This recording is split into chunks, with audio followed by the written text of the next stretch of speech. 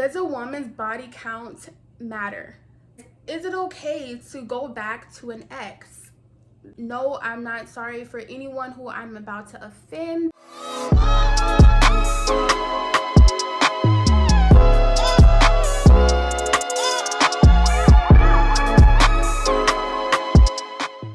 Hey everybody, I'm Naysha Nicole if you're new, and if you're not new, hey boo. So on my channel, I make lifestyle tips, I give you guys story times, and I put anything else I want to put on my channel. In today's video, it's going to be kind of like a girl talk type of video. Any gender can watch this video, but I do know as of right now, a lot of majority of the people who do watch my videos are women or young girls. But men, you guys are welcome to watch this video. You guys could learn something new. So I've been seeing these videos here and there on YouTube about girl talks and all that kind of stuff. And so I figured, why not make my own video giving out what I think and my mindset and my tips on questions that you guys might have that you cannot ask your mom. So why not get my 2 cents in, since I do like to talk a lot anyways, and I am a big sister, I am an auntie and a friend who does have experience in this kind of stuff. So I do have a list of questions on my handy dandy phone that I'm gonna go off of, and we're gonna get right into this video. Okay, you guys, so number 1, what's the appropriate age to have XCX, right? Sex. So in my opinion, the right age for you to start is, to me, closer to like 18, when you're legal, when you're an adult and your mind has grown and you've matured to know what comes with doing all that nasty, you know? And so yeah, I feel like any age that is close to 18 and over. How do you shave down there, and how often should you? So 1, I think you should shave probably once every 2 weeks, or if you're a hairy girl, once a week. I actually don't shave at all. I just got into sugar waxing, and I just feel like that's a better alternative for me than shaving and using a razor, because I do have sensitive skin, and if you do have sensitive skin as well, you know you might get razor bumps if you shave the wrong way. And so for me, I don't even shave anymore. But if you are a girl who does shave down there and you're wondering how often you should, I would say once every 2 weeks or once a week. It's up to you. And you should be shaving with the razor the same direction that your hair grows. And I learned that in beauty school. So how do you feel comfortable and confident in your body? So honestly, you guys, this one took me a minute growing up as a teenager and a younger woman to feel completely comfortable and confident in my body. And that just comes, I feel, within yourself. So how I just became super comfortable and confident in my body is basically doing what I want and basically wearing what I want, whether that was me being super fit, a little chunky, thick, or super skinny, because I've been all 4. I've always thought, like, you know what, if I want to wear a crop top, if I want to wear some jeans that are going to show off my curves, I'm going to do that, and because it makes me feel good. And I just feel like that comes with age, of you growing up and maturing and realizing that your own thoughts and what you think of yourself is the only thoughts that should matter. But you know, things like getting your hair done ever so often, or going shopping ever so often, hanging out with people who actually make you feel good and you have good vibes and good energy around these people, that will actually boost your confidence as well, because I do believe that sometimes you are the environment of, you know, where you are and who you hang out with. That does sometimes reflect on you. So if you're around super positive and motivating people all the time, you're gonna feel like super positive and motivated. I think, you know, that does help with you being confident within yourself.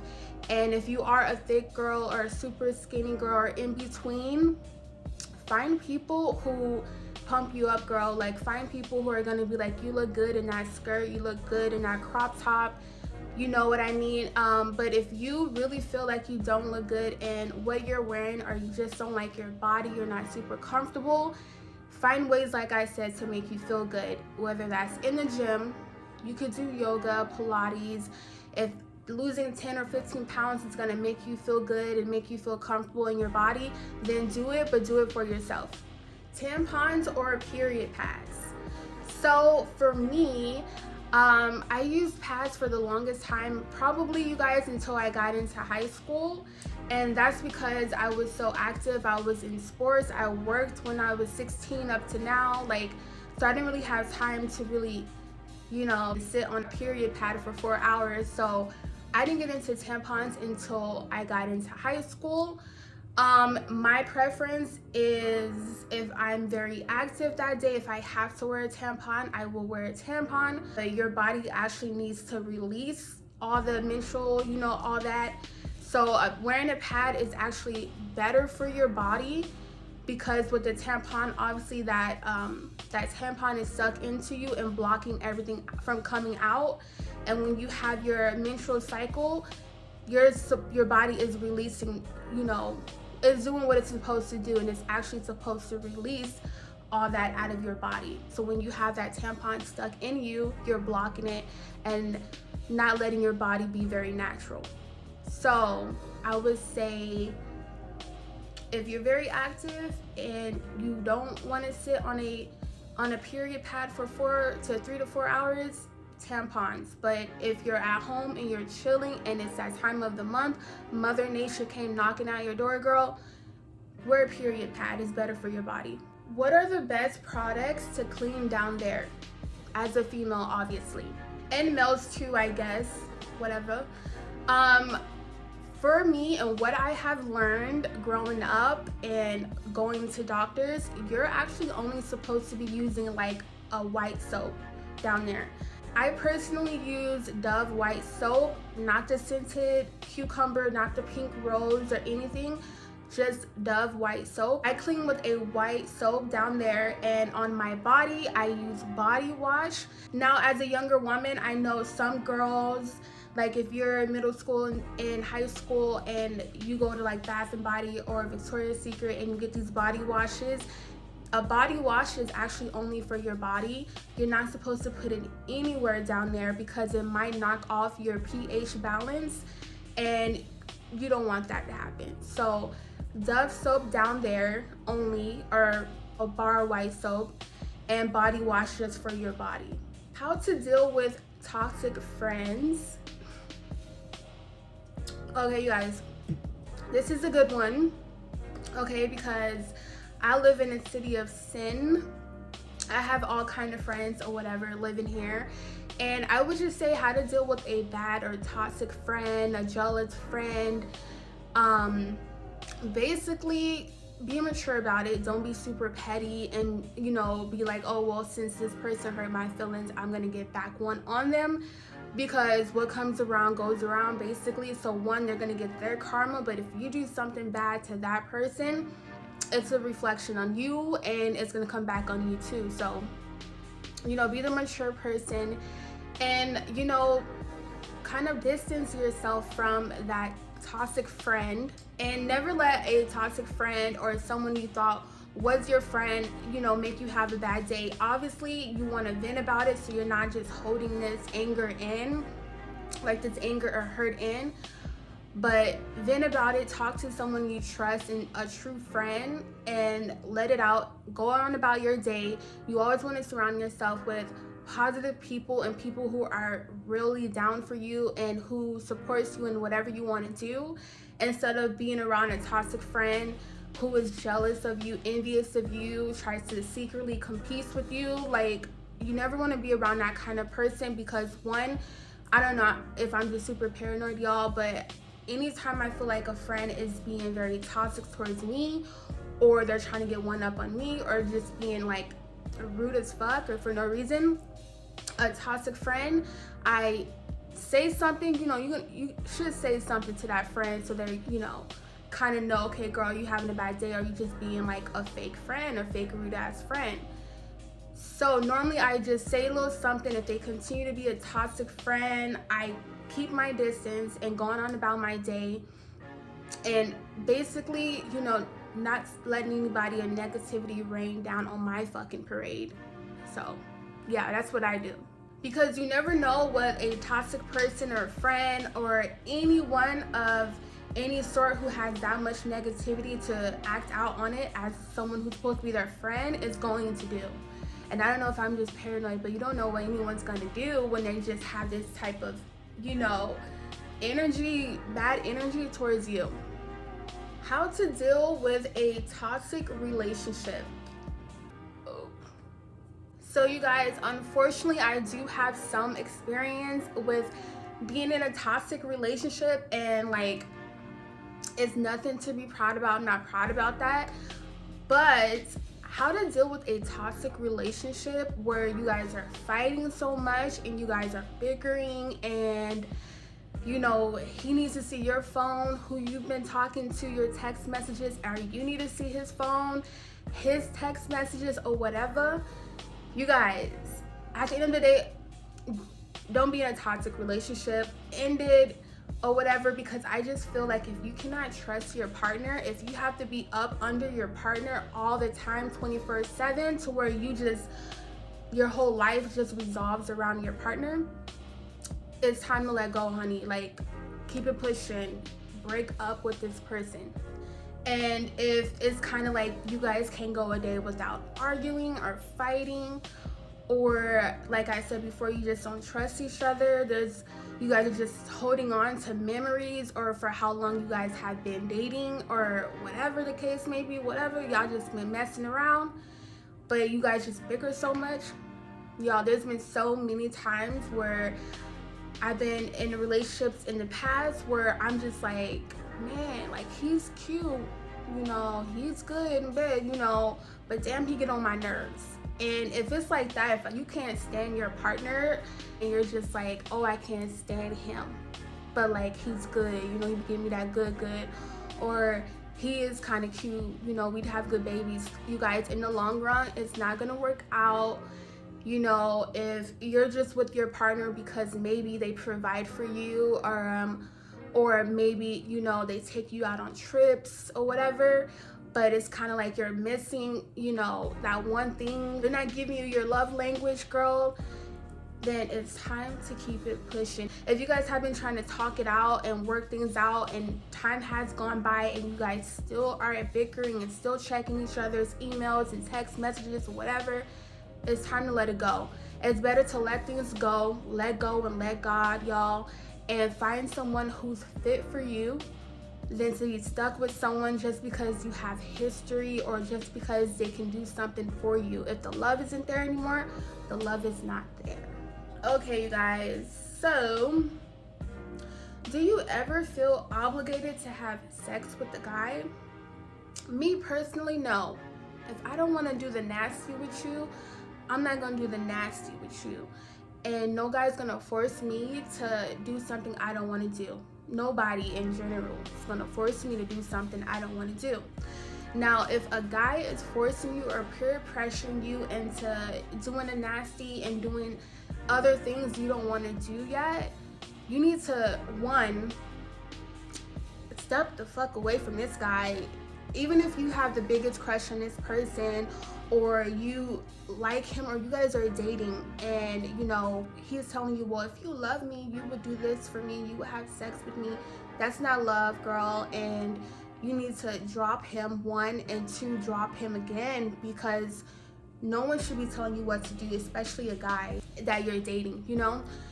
So yeah, never feel obligated to do anything nasty or anything sexual with a guy. I never feel obligated to, because I make it known that I'm in charge of myself and my body, and you should too, girl. Kick his ass to the curb if he makes you feel that you guys have to do nasty things, or you guys have to be intimate to stay together or to be together. Because one, he's immature as hell for that, and two, he's not the one for you. Because the guy who is the one for you, or the girl who is the one for you, is gonna make you feel comfortable, and it's going to make you feel comfortable enough to know that it's okay if you're not ready to get intimate. Is it okay to date the same gender? Okay, so you guys, in my personal opinion, and no, I'm not sorry for anyone who I'm about to offend, I just feel like I'm very pro-choice, and I feel like if you're a woman and you want to date another woman, it's okay. If you're a man and you want to date another man, it's okay. I still don't understand as of why today that a lot of people still judge off of same-sex relationships, marriages. Love is love. And I just feel like people, one, if you don't like it, mind your business. Two, worry about yourself. Like, you know, someone who is dating the same gender as themselves, that should not affect you. You should not be worried about it. You should not be offended, okay? So yeah, I'm very for that. I actually have friends and family members who date the same gender, and I don't think there's nothing wrong with that. So yeah, it is okay to date the same gender if that's what you want to do. It's okay to date the opposite, and it's okay to date both at the same time if you're single. All right, you guys, is it okay to go back to an ex? All right, you guys, so I will be the biggest hypocrite if I said no, it's not okay to go back to an ex, you know? Because one, I have, like, who hasn't went back to an ex that, you know, that they loved or whatever. But I personally have been back to an ex before. I'm super single right now. But yeah, in the past, I've dated an ex before all over again, and you know, to see if it's gonna work this time or whatever. It never does, you know, never go backwards, whatever. But I would say when it's not okay is when they're super toxic, like I talked about before, where they're checking your phone, your messages or whatever. If they're abusive to you verbally and physically, like y'all be scrapping every now and then when you guys used to date, don't go backwards, don't go back to that. Or if you were just super unhappy with your ex, if you were super unhappy and he made you feel very uncomfortable, you were sad, you weren't able to like do the things you would normally do if you weren't with this person. Basically, if he was a toxic boyfriend, if she was a toxic girlfriend, your best bet is no, don't go back to an ex. That's not okay to go back to someone who treated you badly or made you feel bad about yourself. Now, okay, so if you have an ex and say you guys had a breakup because they went off to college or they found a job somewhere else in a different state, and you guys had to just take a break or whatever because you're just that person who couldn't do a long distance relationship or whatever, then yeah, maybe give it a try. You know, if they moved back in your area, or you just decide that, you know, their love is just so good and you just want to try it out again, then I don't see anything wrong with that. But if they're toxic, no, it's not okay, in my opinion, to go back to an ex. Do you believe in friends with benefits? Okay, you guys, so honestly, because I'm a bad liar, so honestly, you guys, when I was younger, I did believe in friends with benefits, and but that's me in a dating stage. I'm a little older and a little more mature. I know myself and I know what I want and what I don't want. And now that I'm older and I've done the whole partying thing and I've done the whole dating and hanging out and doing whatever I want and being single, you know, my little hoe phase or whatever, I just feel like friends with benefits is kind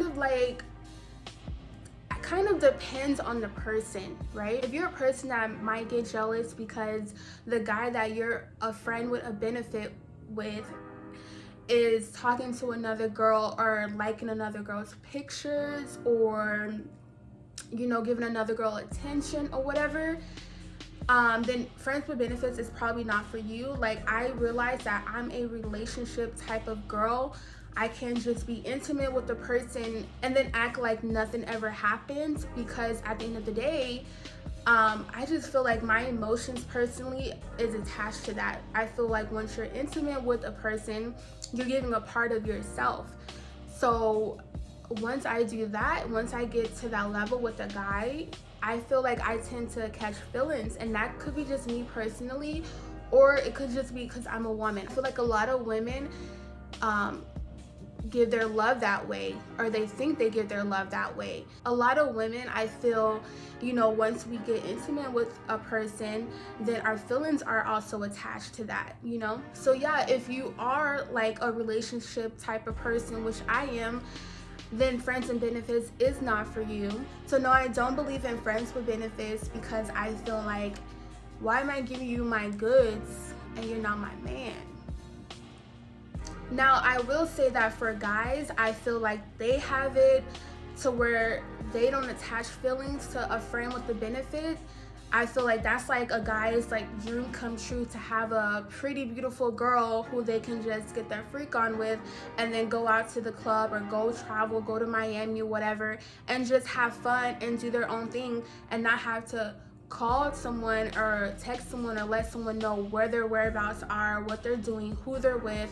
You know, I feel like for guys it's a lot easier because they have commitment issues. I feel like most men have commitment issues. Most men don't have a problem with just getting it on and then keeping it pushing and just saying hi and bye when they see you. But it can depend on the actual person, I guess, you know. But that's my personal opinion on that. I don't like friends with benefits. I think I'm too old for that, y'all. Like, if you want my goods or whatever, you got to be my man. And yeah, what happens if a guy ghosts you? Basically, if a guy ghosts you or a girl ghosts you, then F them, forget about them. Keep it pushing. Yeah, if you caught feelings or whatever, it's probably gonna hurt a bit, or you're gonna think it's something with you or something you did. Really, it's something that is wrong with them. And if whoever ghosted you comes back around, because normally they do come back around, girl, then you ghost their ass. You act like you didn't see their text message or their phone call or whatever, and keep it pushing. Go on to the next guy that's going to give you the attention you need and the attention you want, and be proud to show you off, you know? Do you believe in sending nudes? So for me, you guys, I have never sent a nude to a guy, whether that's a guy I liked, a guy I was talking to, had a crush on, a guy I dated and was my boyfriend. I have never sent a nude out to any guy. And the main reason is, one, because if I like you, you might be able to see this in person. Why do you need to see it in a message, right? But actually, I do know why, but another reason why is, you guys ever had that one girl when you were in either middle school and high school, and she sent out a nude to a guy she was talking to or her boyfriend, and once they weren't talking or once they weren't boyfriend and girlfriend, the guy freaking sent out her news to all his friends, put it on social media, basically blasting this girl, you guys? I went to middle school and high school, and I've seen this happen to a couple girls throughout me being in middle school and high school. And yeah, that kind of like sets me off, like, okay, no, I'm not sending any nudes out to no guy, whether he's my man, whether he's a guy I really, really like and I, you know, eventually want him to be my man. I'm not sending any nudes out, because I just feel like once it's out to the one person, you don't know where that picture is going, or that video or whatever. You don't know where that picture is going. And once it's on social media, it's on social media. Like, so yeah, no, never. How to clean up after sex. So you guys, how you're supposed to clean up after sex, once you guys are done doing the nasty, you know, go straight to the bathroom. Make sure you pee, because if you don't pee, you might get like a UTI, right? And UTIs don't feel good. They do hurt, they're painful. So to avoid that, do a quick pee. Even grab a towel or something, you guys, and cleanse yourself with water, Dove soap, white bar. And yeah, just like do it like quick rinse down there. Basically, pee in a quick rinse. Does a woman's body count matter? Okay, so let me just say this. I feel like there's a stereotype with women cannot have a lot of sex partners and their body count can be at a certain number, but a guy's can. I think that's called stereotype. or it could be, no, double standards. That's a double standard, right? A guy can have as many sex partners as he wants, where a girl, if she does it, then she's a whore. So let me just put this out there, you guys. No, a woman's body count does not matter. Okay, if a guy's body count doesn't matter, he could sleep with whoever he wants and however many girls that he wants, then a woman could do that as well. I feel like a woman should be able to do whatever she wants with her body. She should be able to sleep with however many men that she wants. If you want to be a Virgin Mary and the next girl wants to be a whore, then I think that's up to that girl and that woman, and it should be okay. Which brings me to the next one. How do you feel about girls starting an OnlyFans? Now, if you guys haven't noticed already by how this video is going, I am really down for women. I am a big feminist. I feel like a woman can do whatever she wants, you know, with her body, with herself, you know, girl power all the way. So how I feel about girls starting an OnlyFans, I actually have a good amount of friends who are on OnlyFans and they make bank, they make hella money. And I am very much proud of them, because I've noticed a lot of women decided to do an OnlyFans once the pandemic happened, because everything was shut down. You're stuck in your house, so what's the next step to feed yourself, your family, your kids, you know? So like I said before, I have all kind of friends, and some of my friends do the OnlyFans thing, and I do 100% support them on that. So yeah, I feel like if you're a woman and you want to do an OnlyFans thing, like you want to set up your account, go for it, girl. All for it for you. 100% support you, and fuck anybody who has anything negative to say about how you do something, or especially how you do something with your body, because it's 100% up to you. So yeah, I fully 100% any woman who decides to do an OnlyFans to support herself, to support her family, her kids, or to just have fun doing something she wants to do. How do you feel about plastic surgery? Well, I have never personally had any type of plastic surgery on myself, nothing. I haven't even gotten my wisdom teeth out, you guys. That's not plastic surgery, but I'm just saying, I've never really had surgery before. How do I feel about it? Like I said, I feel like I'm very pro-choice.